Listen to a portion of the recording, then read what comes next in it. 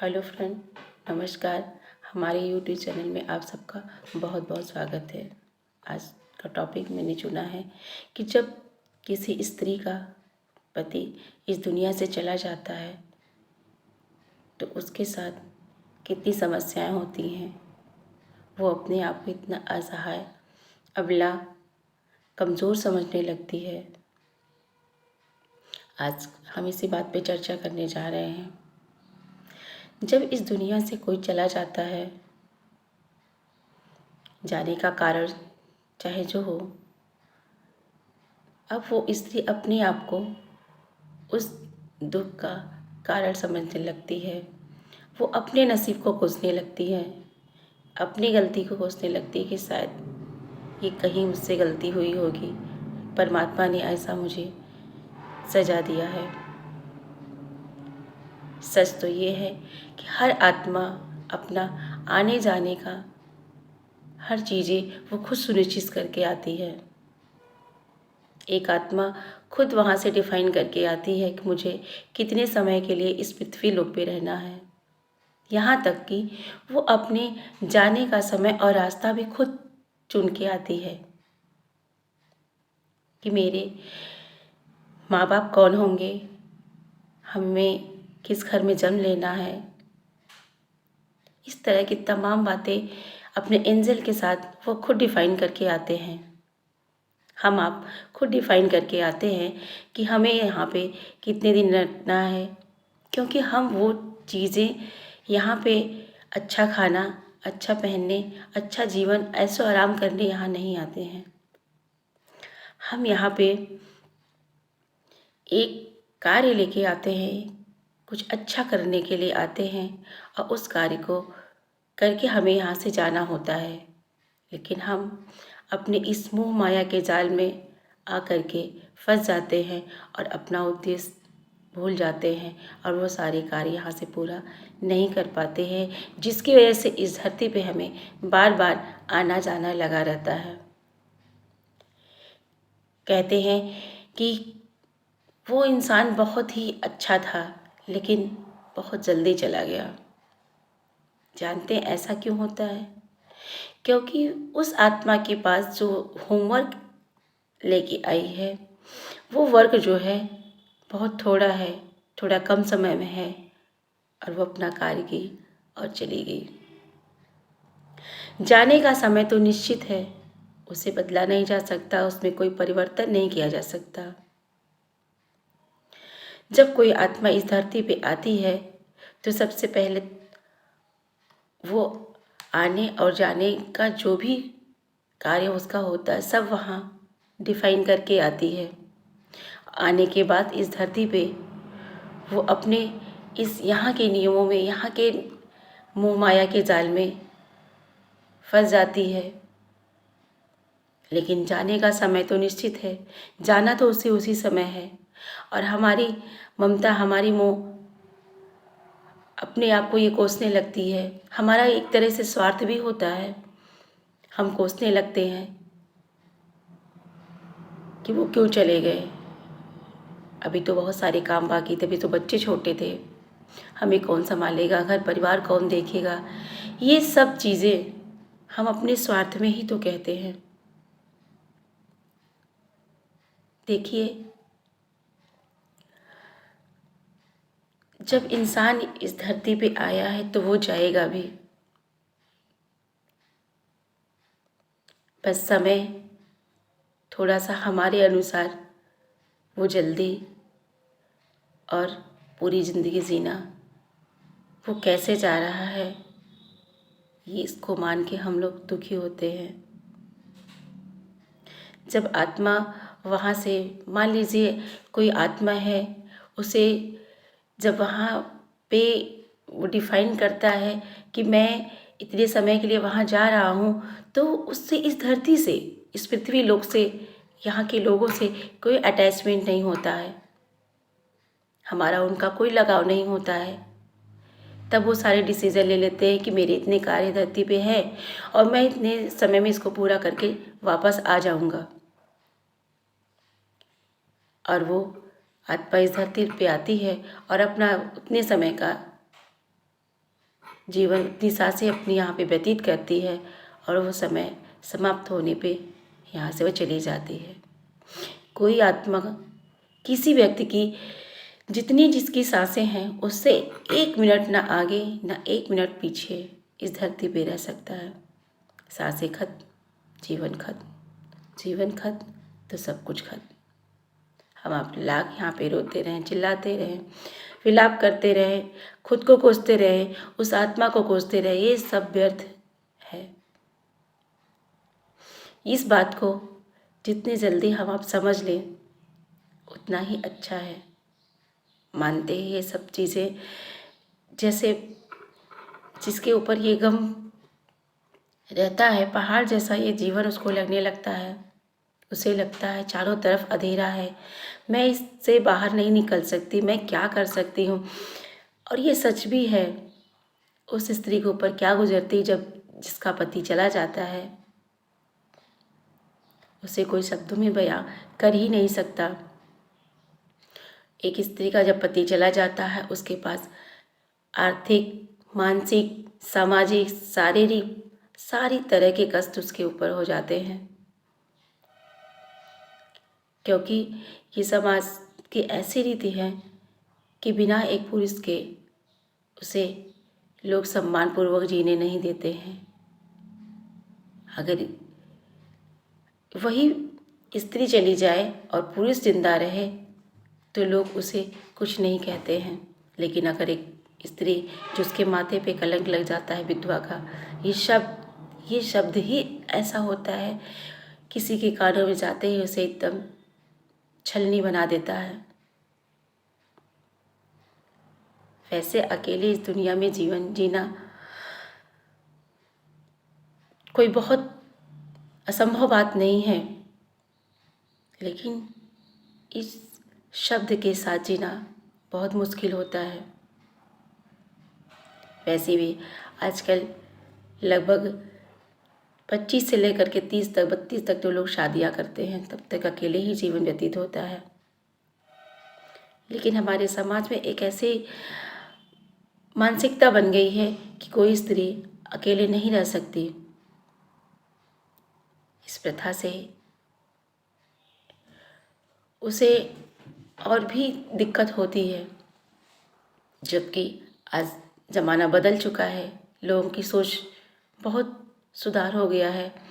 पहले तो ऐसी स्त्रियों को घर से बाहर नहीं निकलने दिया जाता था, उन्हें अपने पसंद का खाना नहीं खाने देते थे, अपने पसंद का कपड़ा नहीं पहनने देते थे, किसी भीख मांगलिक कार्य में उनको जाने की इजाज़त नहीं दी जाती थी। ऐसा अब नहीं है। हमारे समाज में बहुत सारे सुधार हो गए हैं। आप अकेली जीवन जी सकती हैं, आपको हर क्षेत्र में सहायता दी जाती है,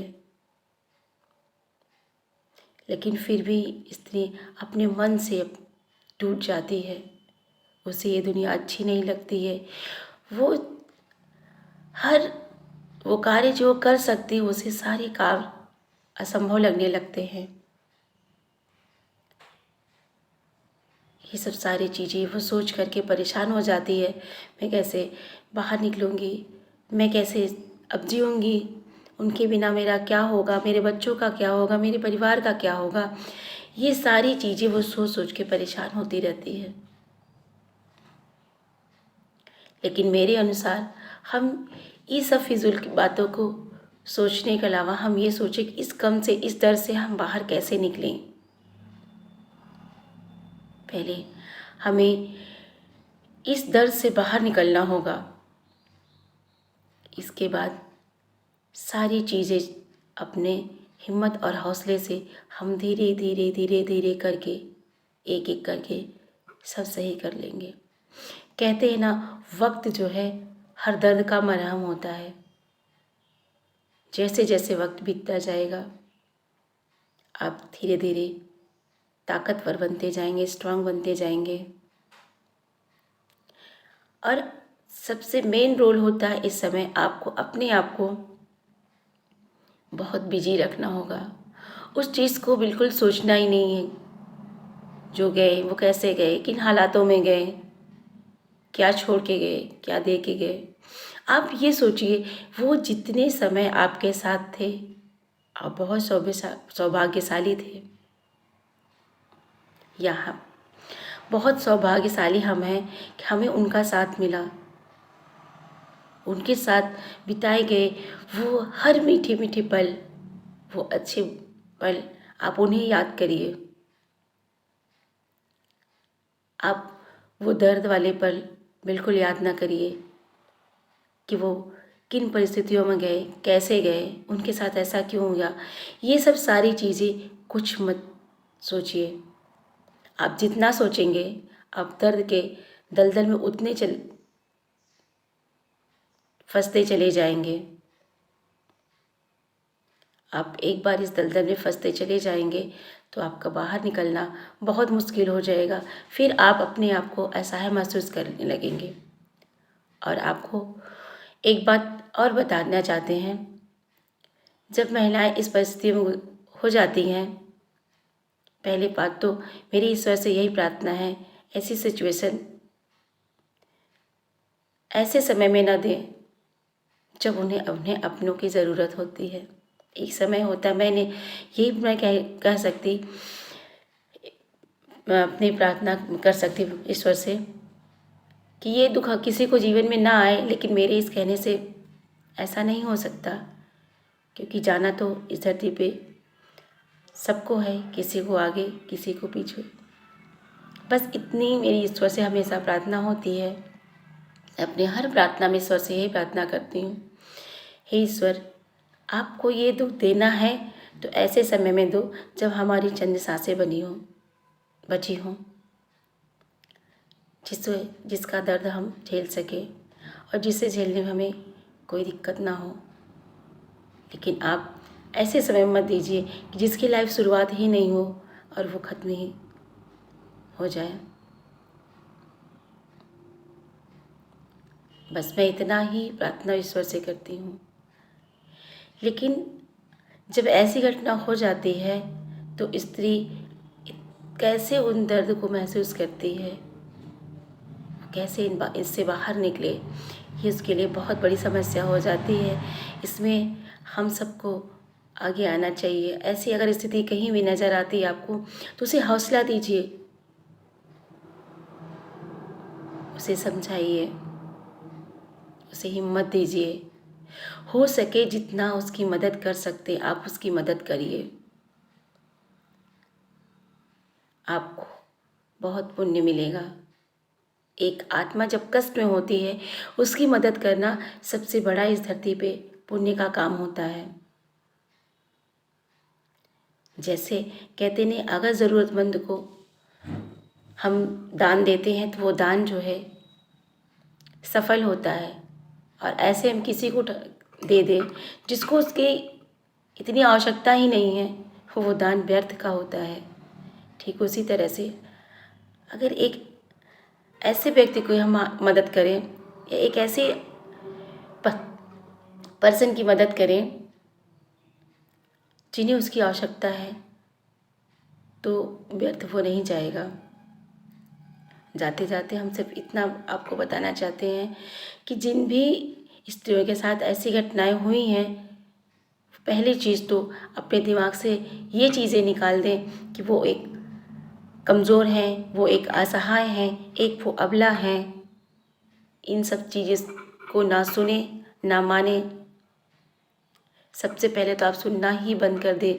जो लोग आपको ऐसा करते हैं, अब तुम क्या करोगी, कैसे करोगी, तुम्हारे बच्चे, तुम्हारा परिवार कौन देखेगा।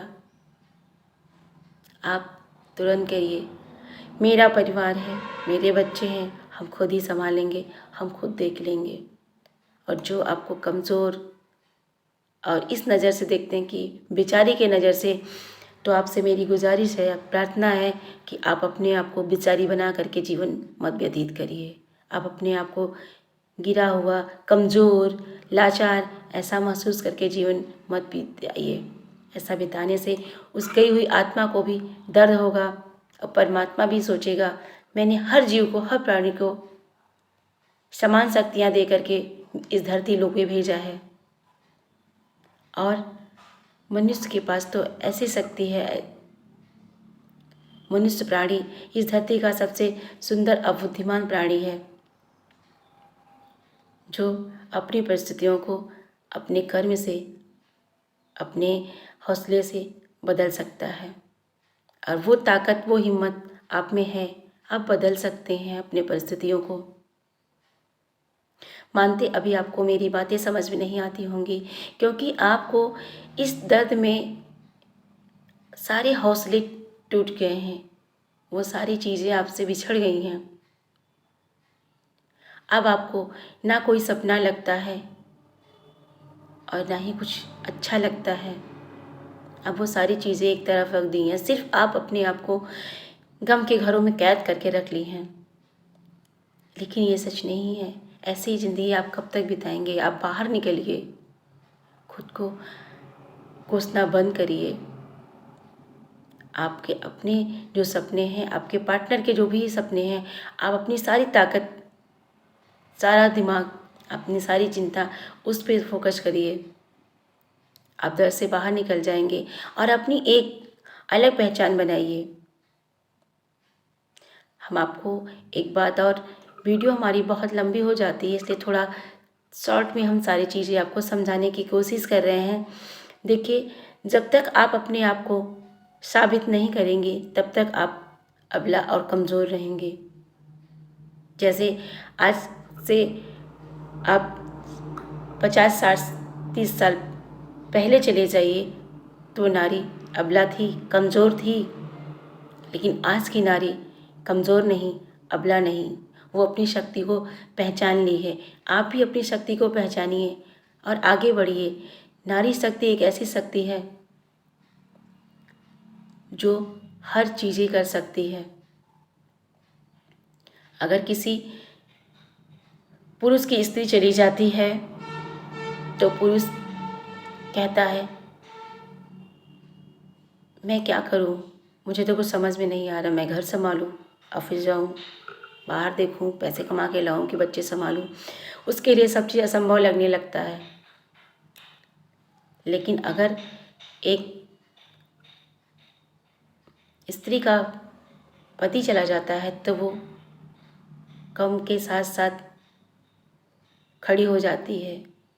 अपने बच्चे, अपने परिवार वो खुद पालती है, संभाल लेती है। लेकिन एक पुरुष उसे नहीं संभाल सकता। उसे संभालने के लिए भी एक औरत का सहारा चाहिए। लेकिन एक औरत को अगर वो अपनी शक्तियाँ पहचान लेती है, वो जान लेती है, अपने आत्मविश्वास से वो इतना आगे निकल जाती है कि उसे किसी सहारे की कोई ज़रूरत नहीं होती है। आज आप वही नारी हैं। आप में इतनी सारी शक्तियाँ परमात्मा खुद दे के गया है, जिन्हें किसी शक्ति का, किसी बाहरी शक्तियों की कोई आवश्यकता नहीं है। किसी का कोई सपोर्ट ऐसा नहीं चाहिए। आप खुद स्ट्रांग हैं। सिर्फ आपको अपना आत्मविश्वास को बनाए रखना है, अपने उसी आत्मविश्वास से आगे बढ़ना है। आप मेरी यकीन मानो, मेरे पे विश्वास रखो। आप जब करेंगी, आप चलेंगी तो दुनिया आपको सलाम करेगी। किसी के सपोर्ट से तो कोई भी आगे बढ़ सकता है, लेकिन अपने खुद के सपोर्ट से, खुद के आत्मविश्वास से, खुद अकेले जब आप कोई मंजिल हासिल करते हैं तो बहुत खुशी होती है और आप गर्व से कह सकती हैं, तब मैंने ये मंजिल अपने दम पे पाई है। आप कोशिश करिए, आप आगे बढ़िए। आप दुनिया के फिजूल बातों में बिल्कुल मत पड़िए और उनकी तो बिल्कुल मत सुनिए जो आपको कमज़ोर दर्शाते हैं। आप कर सकती हैं। अगर आपके कोई क्वेश्चन हो, आपके कोई सवाल है, तो आप कमेंट बॉक्स में टाइप करिए, हम उस पर ज़रूर वीडियो बनाएंगे। और अगर आपको ये वीडियो अच्छी लगती है तो आप इसे लाइक करिए और अपने मित्रों में, अपने सगे संबंधियों में, अपने स्टॉक में आप उसे शेयर करिए। शायद ये एक ऐसी किसी नारी को जीने के हौसला दे सके। अगर इसमें से एक भी लोगों के जीवन में काम आ जाएगा तो मेरा वीडियो बनाने का मकसद कामयाब हो जाएगा, मैं सफल हो जाऊंगी। अब मुझे इजाज़त दीजिए। नमस्कार।